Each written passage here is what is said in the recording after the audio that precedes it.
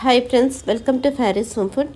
இன்றைக்கி வந்து டேஸ்டியான சுவையான கொண்டக்கடலை சுண்டல் எப்படி செய்யலாம்னு சொல்லித்தரேன். இது ரொம்பவும் நல்லா ஹெல்த்தியான ஸ்நாக்ஸுங்க.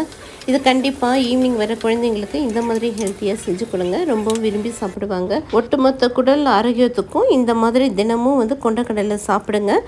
கண்டிப்பாக மலச்சிக்கல் பிரச்சனை எல்லாம் இருக்காது. தினமும் இந்த கொண்டக்கடலையை எடுத்துக்கோங்க. இந்த கொண்டக்கடலை 4-5 ஹவர்ஸ் ஊற வச்சுட்டா போதும்.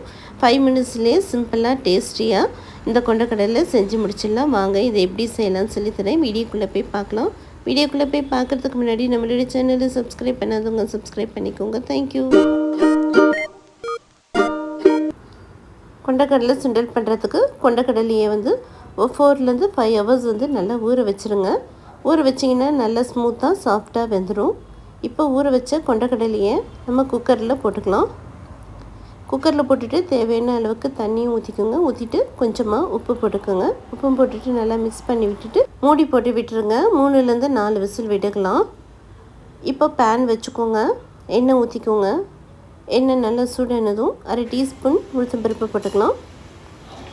கொஞ்சமாக 1/4 டீஸ்பூன் கடுகு போட்டுக்கோங்க. கொஞ்சமாக பெருங்காயத்தூளும் போட்டுக்கலாம். காரத்துக்காக 3 காஞ்ச மிளகாவை கிள்ளி போட்டுக்கோங்க. கொஞ்சமாக கருவேப்பிலை போட்டுக்கலாம். ஒரு 3 பச்சை மிளகாவையும் கீறி போட்டுக்கோங்க. கடுகு உளுத்தம்பருப்பு எல்லாம் நல்லா பொரியட்டும். கடுகு உளுத்தம்பருப்பு நல்லா பொரிஞ்சதும் 6-7 பூண்டு தட்டி போட்டுக்கோங்க. இந்த மாதிரி பூண்டு போட்டு பண்ணும்போது கொண்டக்கடலை சுண்டல் ரொம்ப நல்லா டேஸ்ட்டாக இருக்கும். இப்போ வெங்காயம், 1/2 வெங்காயம், பெரிய வெங்காயம் கட் பண்ணி போட்டுக்கோங்க. ரொம்பவும் வதங்கணும் தேவையில்லை. கண்ணாடி பதம் இருந்தால் போதும். வெங்காயத்தை நல்லா வதக்கிக்கோங்க. வெங்காயம் வதங்கினதும் இப்போ நம்ம வேக வச்சுருக்கிற கொண்டக்கடலையை போட்டுக்கலாம்.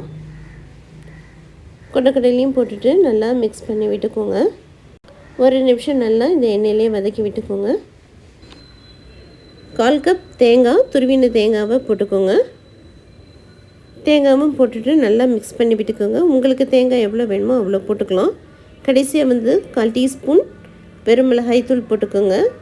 போட்டுட்டு நல்லா 1 செகண்ட் நல்லா ஹை ஸ்பீடில் வச்சுட்டு நல்லா கிளறி கொடுத்துக்கோங்க. நல்லா ஹை ஸ்பீடில் 1 நிமிஷம் நல்லா கிளறி கொடுத்துட்டு ஸ்டவ் வந்து ஆஃப் பண்ணிடலாம். பாருங்கள், நல்லா சூப்பராக சுண்டல் வந்து நல்லா வெந்திருக்குது. கம்மட்டு நல்லா வாசனையாக இருக்குது. இப்போ ஸ்டவ் ஆஃப் பண்ணிவிட்டு வாங்க இதை ஒரு பிளேட்டுக்கு மாற்றிக்கலாம்.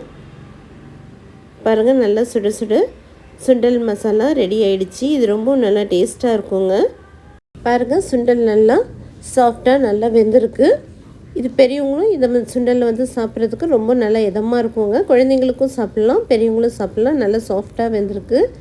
இதே போல் நான் சொன்ன மாதிரியே நீங்களும் செஞ்சு பாருங்கள். வாரத்தில் ஒரு நாள் கண்டிப்பாக இந்த சுண்டலை எடுத்துக்கோங்க. ஹெல்த்தியாக இருக்கும். மலச்சிக்கல் பிரச்சனைலாம் இருக்காது. நான் சொன்ன மாதிரியே செஞ்சு பார்த்துட்டு எப்படி இருக்குன்னு கமெண்ட் பண்ணுங்கள். இந்த வீடியோ பிடிச்சிருந்ததுன்னா லைக் பண்ணுங்கள், ஷேர் பண்ணுங்கள், சப்ஸ்கிரைப் பண்ணுங்கள். தேங்க்யூ ஃபார் வாட்சிங். பாய்.